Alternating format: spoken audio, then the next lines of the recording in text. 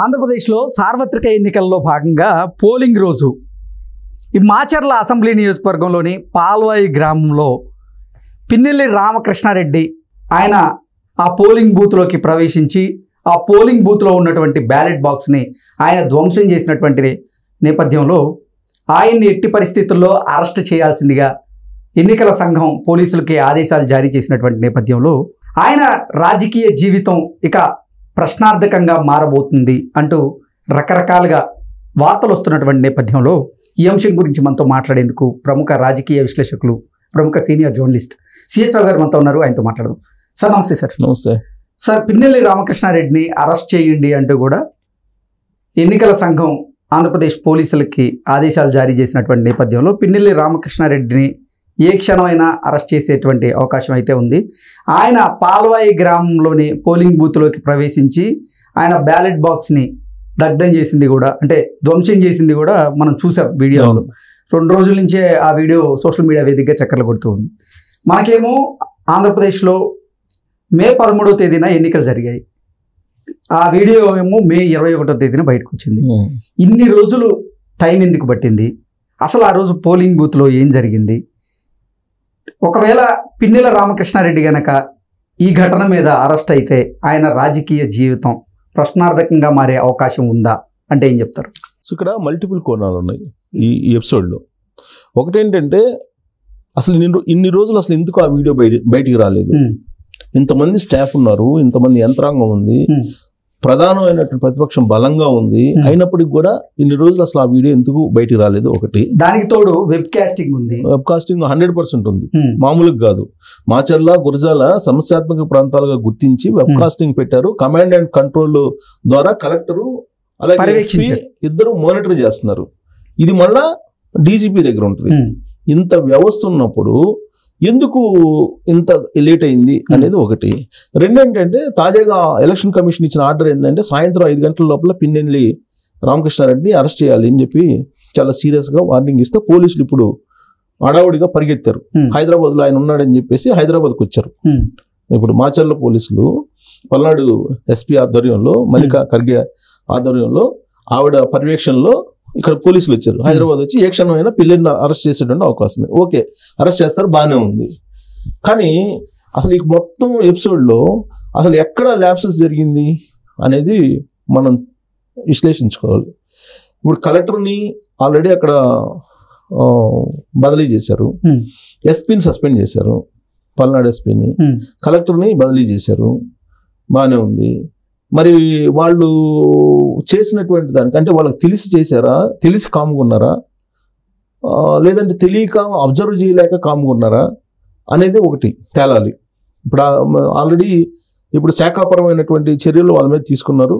అక్కడ ఏం జరిగింది అనే దాని మీద స్క్రూటినీ చేస్తున్నారు. ఇప్పుడు సిట్టు దర్యాప్తు చేస్తుంది. ఎక్కడ తిరుపతి, పల్నాడు, అలాగే అనంతపురం, ఈ 3 చోట్ల సిట్టు ఇన్వెస్టిగేషన్ స్టార్ట్ చేసింది. ఇన్వెస్టిగేషన్ స్టార్ట్ చేసిన తర్వాత బయటకు వచ్చింది. ఇది అంతకుముందు బయట రాలా, అంటే దాచిపెట్టారు. కళ్ళెదుటి కనిపిస్తున్నటువంటి దాన్ని దాచిపెట్టారంటే దాని అర్థం ఏంటి? జగన్మోహన్ రెడ్డికి అనుకూలంగా ఉండేటువంటి వాళ్ళు ఎవరైతే ఉన్నారో వాళ్ళు చేసినటువంటి పనిగా ప్రాథమికంగా భావించాల్సి ఉంటుంది కదా. ఇప్పుడు రాష్ట్ర వ్యాప్తంగా కూడా మాజీ డీజీపీ రాజేంద్రనాథ్ రెడ్డి మీద తొలి నుంచి వస్తున్నటువంటి ఆరోపణలు ఏంటి?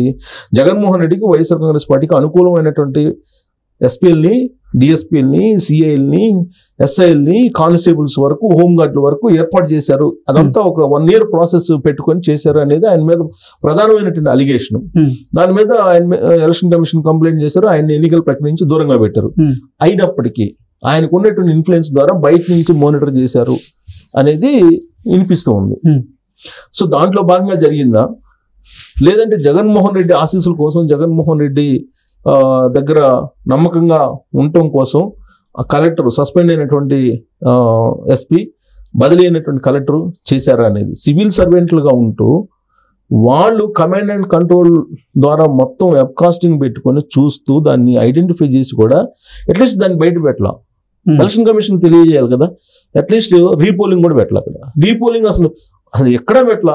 తిరుపతిలో అంత గొడవలు జరిగినాయి, రీపోలింగ్ పెట్టలేదు. పల్నాడులో జరిగింది, రీపోలింగ్ పెట్టలేదు. తర్వాత అనంతపురంలో జరిగింది, రీపోలింగ్ ఎక్కడా లేదు. అయితే మనకు తెలిసినటువంటి ఇన్ఫర్మేషన్ ఏంటంటే ఇప్పుడు పిన్నెల్లి రామకృష్ణారెడ్డి పోలింగ్ బూత్ల పాల్వాయి గ్రామంలో పోలింగ్ బూత్లోకి వెళ్ళి ఆ ఈవీఎంను పగలగొట్టాడు. పగలగొట్టంగానే అది స్ట్రక్ అయిపోతుంది. అక్కడ వరకు అది ఓటింగ్ ఎంతవరకు జరిగిందో అంతవరకు ఓటింగ్ అలానే ఉంటుంది. ఆ డేటా మొత్తం కూడా చిప్ లో సేవ్ అయిపోయిందంటూ కూడా ఎన్నికల కమిషన్ చెబుతున్నాడు. అందుకే మేము రీపోలింగ్ పెట్టలేదని చెప్తున్నారు. సో ఆ తర్వాత మళ్ళీ రీప్లేస్ చేశారు, వాటిని వేరే ఈవీఎంలు పెట్టారు, కంటిన్యూ చేశారు అని చెప్పి వాళ్ళు చెబుతున్నారు.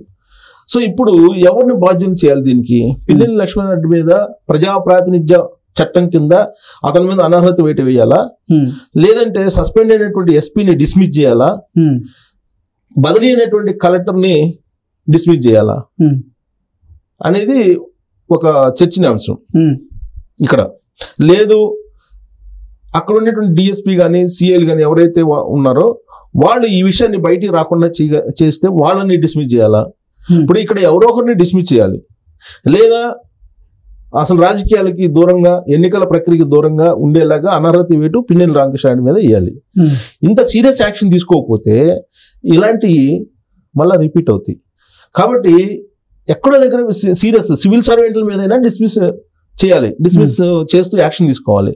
లేదా ప్రాతినిధ్య చట్టం కింద పిన్నెల్లి రామకృష్ణారెడ్డిని అయినా జీవితాంతం రాజకీయాలకి, ప్రజాస్వామ్య బద్ధంగా జరుగుతున్న రాజకీయాలకి దూరంగా ఉంచేలా ఆయన మీద నిషేధం విధించాలి. ఏదో ఒకటి జరగాలి. ఏదో ఒకటి జరగాలంటే ఏం చేయాలి? ఇప్పుడు ఎన్నికల కమిషన్ అయితే సీరియస్గా సాయంత్రం 5 లోపల అతను అరెస్ట్ చేయండి అని చెప్పింది. అంతవరకు బాగానే ఉంది. కానీ దీనికి శిక్ష అయితే పడాలి కదా. ఇప్పుడు అక్కడ హత్యాయత్నం చేశారనే సెక్షన్లు కూడా మార్చారు. ఇప్పుడు గతంలో మొన్నటి వరకు ఏం జరిగింది? అక్కడ ఉన్నటువంటి పోలీసులందరూ కూడా వైఎస్ఆర్ కాంగ్రెస్ పార్టీకి అనుకూలంగా చేసి అక్కడ తెలుగుదేశం పార్టీ వాళ్ళ మీద కేసులు పెట్టించి వాళ్ళ మీద సెక్షన్లు పెట్టించారు. వైఎస్ఆర్ కాంగ్రెస్ పార్టీకి సంబంధించినటువంటి వాళ్ళని వదిలేశారు. ఇప్పుడు సిట్ వెళ్ళిన తర్వాత పూర్తి రివర్స్లో ఉంది వ్యవహారం. సెక్షన్లు కూడా మార్చారు. సీడీ రికార్డులన్నీ తీసుకున్నారు. అసలు ఎవరెవరు ఏంటి ఆ సీసీ కెమెరాల ద్వారా చూస్తున్నారు, ఐడెంటిఫై చేస్తున్నారు. సెక్షన్లు మార్చారు. ఇప్పుడు హత్యాయత్నం కేసు నమోదు చేశారు. పిన్నెల్లి లక్ష్మణరెడ్డి మీద కూడా, పిన్నెల్లి రామకృష్ణారెడ్డి మీద కూడా హత్యాయత్నం కేసు నమోదు చేశారని చెప్పి తెలుస్తుంది. సో ఎంత ఇప్పుడు చేస్తూ ఉన్నారు, ప్రక్రియ బాగానే ఉంది. కాకపోతే ఎన్నికల కమిషన్ సీరియస్ యాక్షన్ కనుక తీసుకోకపోతే దాని మీద నమ్మకం అనేది పోతుంది. సో నమ్మకం కలగాలంటే ఏం చేయాలంటే ఎక్కడో దగ్గర దీని మీద చీఫ్ సెక్రటరీ మీదనో, అసలు ఇప్పుడు చీఫ్ సెక్రటరీని బదిలీ చేయాలి, అసలు చీఫ్ సెక్రటరీ ఉండకూడదు, ఇతను ఉన్నంతకాలం ఇలాంటివి జరుగుతాయి అని చెప్తున్నారు. రేపు కౌంటింగ్ అప్పుడు ఏం చేస్తాడు ఆయన అని చెప్పి కూడా ఆయన మీద అనుమానాలు ఉన్నాయి. సో కాబట్టి ఇంకోసారి ఇలా తప్పు జరగకుండా ఉండాలంటే కనుక ఎన్నికల కమిషన్, కేంద్ర ఎన్నికల కమిషన్ దీని మీద సీరియస్ యాక్షన్ తీసుకోవాలి. కేంద్ర ఎన్నికల కమిషన్ సీరియస్ యాక్షన్ తీసుకోవాలంటే ఏం చేయాలి? ప్రతిపక్షంలో ఉన్నటువంటి వాళ్ళు పోయి కంప్లైంట్ చేయాలి. ఒకవేళ ఎన్నికల కమిషన్ కనుక యాక్షన్ తీసుకోకపోతే రాష్ట్రపతి కంప్లైంట్ చేయాలి. రాష్ట్రపతి అండర్లో కేంద్ర ఎన్నికల సంఘం ఉంటుంది. ఇప్పుడు కేంద్ర ప్రభుత్వం దానికి ఏం సంబంధం లేదు. కేంద్ర ఎన్నికల సంఘం రాష్ట్రపతి ఆధ్వర్యంలో పనిచేస్తూ ఉంటుంది. రాష్ట్రపతి అల్టిమేట్. కాబట్టి రాష్ట్రపతికి కంప్లైంట్ చేయాలి వీళ్ళు. రాష్ట్రపతి కంప్లైంట్ చేసి ప్రాతినిధ్య చట్టం ప్రకారం ఈ పిన్నెల్లి రామకృష్ణారెడ్డిని అతను బతికున్నంత వరకు ఎలక్షన్లో పార్టిసిపేట్ చేయడానికి లేదు, ఏ ఎలక్షన్లో కూడా అనేటువంటి ఒక ఆర్డర్ పాస్ చేయాలి. ఆర్డర్ పాస్ చేసేటువంటి హక్కు కూడా, అలాంటి నిబంధన, అలాంటి వెసులుబాటు కూడా ఎన్నికల కమిషన్కు ఉంది. అది కనుక పాస్ చేస్తే రాబోయేటువంటి రోజుల్లో ఎవరు ఇలాంటి సాహసానికి ఒడిగట్టరు. పోటీలో ఉన్నటువంటి అభ్యర్థి ఈవీఎంను పగలగొట్టారంటే అతనికి నమ్మకం లేదు కదా, ఎన్నికల ప్రక్రియ మీద నమ్మకం లేదు. ఎన్నికల ప్రక్రియ మీద బ్యాలెట్ ద్వారా న్యాయం జరగదు, తోటా ద్వారా న్యాయం జరిగిద్ది అని చెప్పారు కదా మావోయిస్టులు. అందుకే వాళ్ళు నిషేధించారు కదా, నిషేధిత సంస్థల జాబితాలో మావోయిస్టులు చేర్చారు కదా. అలానే ఇప్పుడు ఇతను ఈవీఎంలు పగలగొట్టారు కాబట్టి ఇతనికి ఎన్నికల ప్రక్రియ మీద నమ్మకం లేదు. కాబట్టి ఇతను నిషేధించాలి, ఎన్నికల నుంచి పిన్నెల్లి రామకృష్ణారెడ్డిని నిషేధించాలి. ఇదొకటి. రెండు, అసలు ఇంతకాలం పాటు ఎందుకు బయట రాలేదనే దాని మీద ఆ కలెక్టర్నో లేకపోతే ఎస్పీనో లేకపోతే కింది స్థాయిలో ఎవరినో గుర్తించి దానికి పర్టికులర్గా ఎవరో మిస్లీడ్ అయితే చేసి ఉంటారు, ఆ మిస్లీడ్ చేసినటువంటి డిస్మిస్ చేయాలి. అప్పుడు ఎన్నికల ప్రక్రియ బాగా సజావుగా జరిపేలాగా ఎన్నికల కమిషన్ వ్యవహరించింది అనేటువంటి నమ్మకం కలుగుతుంది. అలా కాకుండా ఈ తూతూ మందరం ఏదో కేసులు పెట్టేసి అరెస్టులు చేసి మళ్ళీ బెయిల్ మీద వాళ్ళు బయటకు వచ్చి యథాతథంగా కనుక మళ్ళీ ఎలక్షన్లో వాళ్ళు పార్టిసిపేట్ చేస్తే దీనికి అర్థం పరమార్థం అనేది ఉండదు. కాబట్టి శిక్ష చాలా కఠినంగా ఉండాలి అని అంటే రాష్ట్రపతి కూడా రాష్ట్రపతి భవన్ కూడా దీంట్లో జోక్యం చేసుకోవాలని చెప్పి మనం విశ్లేషణ చేసుకోవచ్చు. Okay sir, thank you so much. Thank you.